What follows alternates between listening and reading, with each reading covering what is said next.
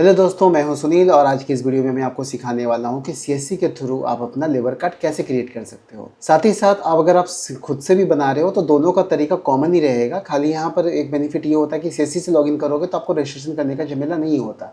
And जो कि आप नॉर्मल अगर यूज़र हो, सिटीजन हो, तो आप भी लॉगिन कर सकते हो। तो मैं दोनों तरीका कंबाइन इस वीडियो में ही बताने वाला हूँ। तो अगर आप नॉर्मल सिटीजन हो और आपके पास सीएससी आईडी नहीं है तो आपको बहुत सिंपल ही प्रोसेस फॉलो करना है। आपको इस वेबसाइट पे आ जाना है कि जो है shramdhan.gov.in। इस वेबसाइट पे आ जाना है जो कि है श्रमदान झारखंड gov.in। ठीक है, लिंक मैं डिस्क्रिप्शन में दे दूंगा, आप यहाँ से डायरेक्टली नेविगेट कर पाओगे। अगर आप नॉर्मल सिटीजन हो तो आपको लॉगिन वाले बटन पर क्लिक करना है। यहाँ पर आपको कुछ इस तरीके का ऑप्शन नज़र आएगा। तो आपको सबसे पहले करना है रजिस्टर हेयर पे क्लिक कीजिएगा। फिर आपको अपना first name, last name, email ID, mobile number, user name जिसके थ्रू आप लॉगिन कर पाओगे, पासवर्ड, कंफर्म पासवर्ड और कैप्चा टेक्स्ट आपको इनपुट करना होगा। उसके बाद आपको रजिस्टर बटन पर क्लिक करेंगे तो आपको एक ओटीपी रिसीव होगा।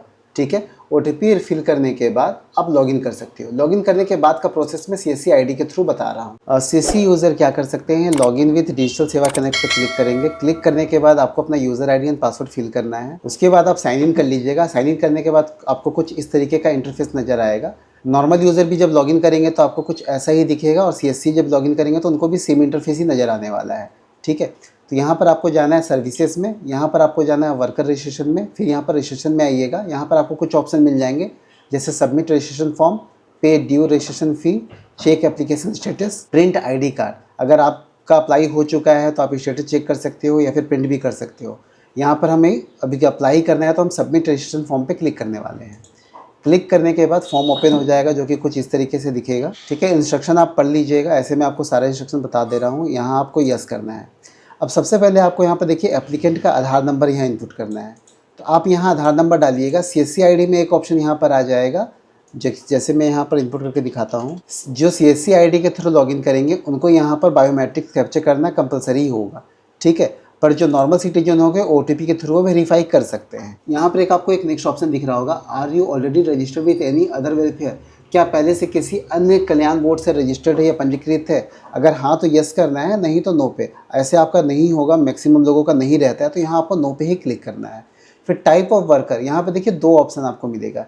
एक है निर्माण श्रमिक, कंस्ट्रक्शन वर्कर के अंदर में अगर आप रेजा, कुल्ली या मिस्त्री हैं तो उससे रिलेटेड कोई भी काम करें तो आप कंस्ट्रक्शन वर्कर को चूज़ कीजिएगा। अगर आप कंस्ट्रक्शन वर्कर नहीं हैं तो उसके अलावा जैसे आप नाई हैं, धोबी हैं, उससे रिलेटेड कोई काम कर रहे हैं ना, तो आप अनऑर्गेनाइज्ड वर्कर में आपको सिलेक्ट करना है। उसके बाद आपको यहाँ सारे ऑप्शन है यहाँ मिल जाएंगे। जैसे आप कंस्ट्रक्शन वर्कर सेलेक्ट कीजिएगा तो आपको कुछ इस प्रकार से ऑप्शन मिलेंगे, जैसे पत्थर काटना, राजमिस्त्री, ठीक है, बढ़ई, इस टाइप के ऑप्शन मिलेंगे आपको। वही आप अनऑर्गेनाइज्ड वर्कर पे क्लिक करेंगे तो आपको कुछ धोबी, दर्जी, माली, नाई, ये सब का आपको ऑप्शन मिलेगा। इसमें रिक्शा चालक और बहुत सारे ऑप्शन आपको दिख जाएंगे। जो भी आपसे जुड़ा हुआ होगा, जो आप कार्य कर रहे होंगे, आपको सेलेक्ट कर लेना है। सेलेक्ट करने के बाद यहाँ पर आपको अपना नाम डालना है हिंदी में और साथ ही साथ नीचे में आपको इंग्लिश में भी टाइप करना है। वर्क कैटेगरी मतलब हो गया आप किस कैटेगरी से बिलोंग करते हैं, जैसे जनरल हो गया, ओबीसी है, BC1, BC2, ST SC है, तो आपको ये सब ऑप्शन सेलेक्ट कर लेना है। नीचे में आपको अपना डालना है फादर या हस्बैंड नेम। अगर आप शादीशुदा नहीं हैं, ठीक है, तो अपना फादर का नाम डालिए। अगर फीमेल हैं और मैरिड हैं तो अपना हस्बैंड का नेम यहाँ आपको डालना है। ठीक है, मैरिटल स्टेटस में अगर अविवाहित है तो यहाँ अनमैरिड डालना है, विवाहित है तो मैरिड डालना है। ठीक है, अगर विधवा या विधुर है तो यहाँ पर आपको सिलेक्ट करना है। जेंडर में यहाँ पर ऑप्शन सेलेक्ट कर लीजिएगा। यहाँ पर आपको डालना है अपना डेट ऑफ बर्थ।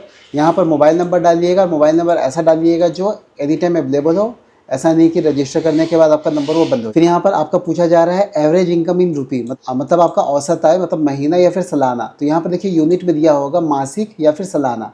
मासिक मान लीजिए कि आप महीने के 5,000 कमा रहे हैं तो मासिक चुनकर यहाँ पर 5,000 डाल देना है। ठीक है, या फिर आप सालाना डालना चाहते हैं तो यहाँ पर सालाना करके साल का अगर 50,000 है तो 50,000 भी आप डाल सकते हैं। ठीक है, प्रेजेंट एड्रेस मतलब कि वर्तमान पता, आपका जो अभी करेंट का एड्रेस है ना वो डालना है। ठीक है, तो यहाँ पर आपको हिंदी में भरना है और यहाँ पर आपको इंग्लिश में फिल करना है। तो आप अपना पूरा पता डालिएगा। यहाँ पर अपना पोस्ट ऑफिस जो डाकघर है यहाँ डालना है, पुलिस स्टेशन फिल कीजिएगा, राज्य आपका झारखंड रहेगा, जिला चुन लीजिएगा, प्रखंड आप जो भी जिला, जैसे कि हम यहाँ आपका पूर्वी सिंहभूम से हैं तो पूर्वी सिंहभूम सेलेक्ट करने के बाद कुछ इस तरीके से प्रखंड आ जाते हैं। ठीक है, तो आपको जो भी प्रखंड पड़ रहा होगा उसे सेलेक्ट कर लीजिएगा। फिर आपको पिन कोड डालना है, साथ ही साथ आपको इंग्लिश में भी फॉर्म को फिल कर लेना है। ठीक है, उसके बाद आपको परमानेंट एड्रेस डालना है। अगर परमानेंट एड्रेस अलग है तो इसको भरना अनिवार्य है। अगर सेम है जो कि आपका करेंट एड्रेस और ये दोनों सेम है तो बस इस वाले ऑप्शन को टिक कर लीजिएगा, सेम एज प्रेजेंट एड्रेस को। तो जो आपने प्रेजेंट एड्रेस में फिल किया होगा वही आपका परमानेंट एड्रेस में भी आ जाएगा। फिर आता है डिपेंडेंट, मतलब आप पे कौन कौन लोग आश्रित हैं उनका नाम डालना है। तो नॉमिनी में आप अपने, जैसे आप हैं तो अपने वाइफ या फिर हस्बैंड किसी का भी नाम डालिए, अपने बच्चों का नाम डालिए। नाम डालने के बाद नीचे आपको पूरा एड्रेस डालना है। फिर यहाँ पर पूछा गया है कि रिलेशन विद द एप्लीकेंट, मतलब क्या रिश्ता है, ठीक है। अगर अपने वाइफ का नाम डाले हैं तो यहाँ पर सिलेक्ट कीजिएगा स्पाउस, ठीक है। स्पाउस मेल फीमेल दोनों, मतलब हस्बैंड वाइफ दोनों के लिए स्पाउस टर्म का इस्तेमाल किया जाता है, ठीक है। फादर या मदर है तो वो सिलेक्ट करना है। तो जो भी रिश्ता है उनके साथ वो यहाँ पर आपको सिलेक्ट कर लेना है, ठीक है। यहाँ पर बोला है कि कितना परसेंटेज आपका अमाउंट, अगर मान लीजिए किसी केस में आपको कुछ हो जाता है तो नॉमिनी को कितना परसेंटेज मिलेगा।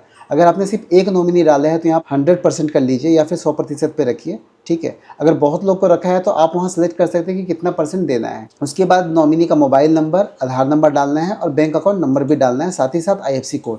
ये सारे डिटेल आपको बैंक पासबुक में आपको मिल जाएंगे। फिर नीचे दिया है बैंक अकाउंट डिटेल्स। यहाँ पर जो आवेदक होगा, मतलब आप अपने लिए अगर अप्लाई कर रहे हैं तो आपको अपना बैंक अकाउंट नंबर यहाँ देना होगा जो कि आधार से सीड होना चाहिए।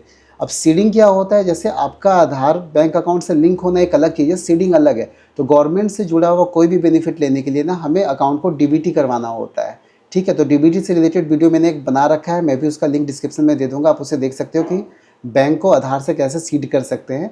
फिर यहाँ आपको अपना बैंक का नाम चुन लेना है, यहाँ पर जो दिया हुआ है। फिर ब्रांच का नाम डालना है, ये आपके खाता में दिख जाएगा। IFSC कोड भी आपके खाता या पासबुक में रहेगा। ये सभी करने के बाद यहाँ पर आपको डिक्लेरेशन पे सब पे टिक कर लेना है।